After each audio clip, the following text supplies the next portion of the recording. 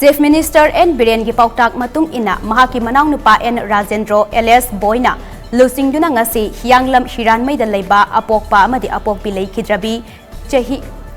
chahi mapan rom suraba class 1 tamliba Oinam sana Laiyeng Naba gi Damak Jnims ki authority na purakre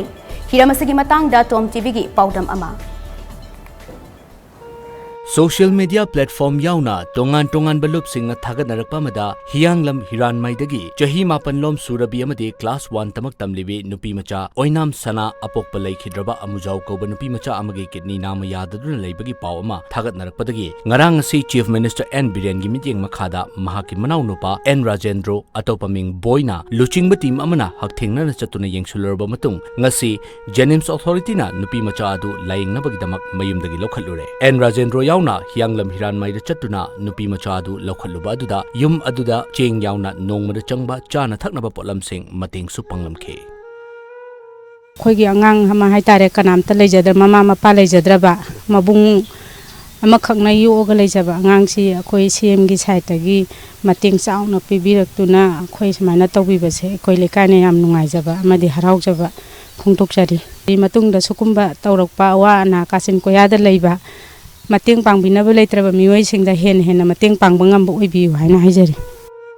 apokpa pokpi animak leikhiraba mapung amaga machi amaga leiribi Oinam sana mahaki kidney nama yaraktabadagi tangai fadana operation tawgadaba adu imungi oiriba fifam aduna operation tawna bhotnabada awaba oibadagi laikai gi mioi sing club ki member singna social media da thagatuna oiriba fifam aduda mating panghaningbagi wafam thagalakpadagi Chief Minister N Biren na mi thaduna yenghalaba matung ngasi nupi macha adu Laiyeng Naba yumdagi lokhatnaba Jnims authority da pautak pirakpadagi ngasi mahaki manau nupa Boyna luchingduna nupi macha adu lokhatkibani Chief Minister gi khongthang aduda laikai adugi club ki mioi amana Chief Minister bu thagal aduna mahakti miyam gi asengba luchingba amani haina singthakhe amadi nupi macha si Laiyeng Naba matung leiriba yum asesu sanabagi thabak paikhat pigani hairiba se yamna nungai haikhe Srimati Oinam sana devi ase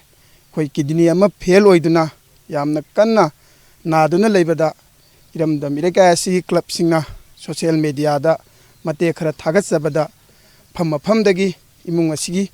isal asigi anaba yengnabagi damakta angamba mateng pangaba matungda ngasinga sibak Manipuri Honorable Chief Minister Oiriba Sri Nongthamam Biren gi miyeng makhada aduga kendra sigi MLA Sri Dr. Ade Samjumnam anigi akanma miyeng makhada aikhoi hojeugi Honorable Chief Minister gi manong nipa Sri Nongthamam Boy gi miyeng makhada ngarang degi Manipuri Chief Minister gi miyeng makhada lusing makhada kan hona biduna tamo boy sina ngarang anaba hangba lakpagi makhata na ngasi ase khoi hairiba sahi mapal khata ngairiba isalasigi kidney asi operation taunabagi damakta Jnims hospital na pukhatpagi lakpasida aikhoina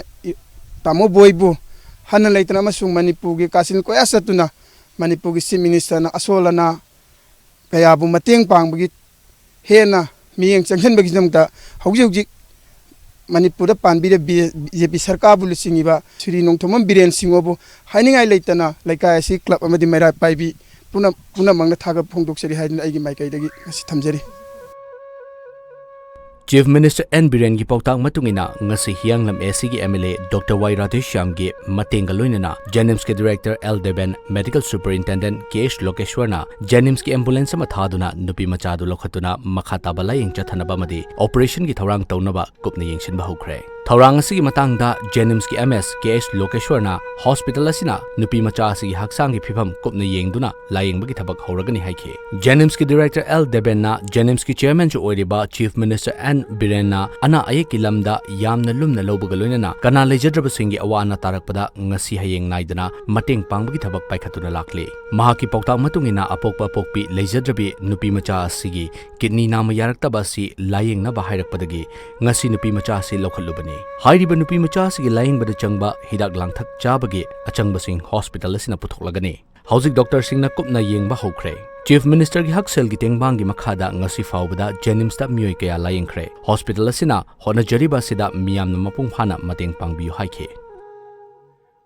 Ajik faubada khoi Honorable Chief Minister gi haksengi tengbang se masida khoina mi lising nipan hena कानबसी पीखरबनी अदुगा लोइना लोइना अखोइगी मसैदा अखोइगी PMJY हैदना अखोइ मसल लेरिबा सिसु हनक्ता हौखिबा नुमि निनि हुमनिसदा अखोइगी ऑनरेबल अखोइगी MP लेंबिरकलगा अखोइ पेशेंटजिंगा इंटरेक्ट तौबा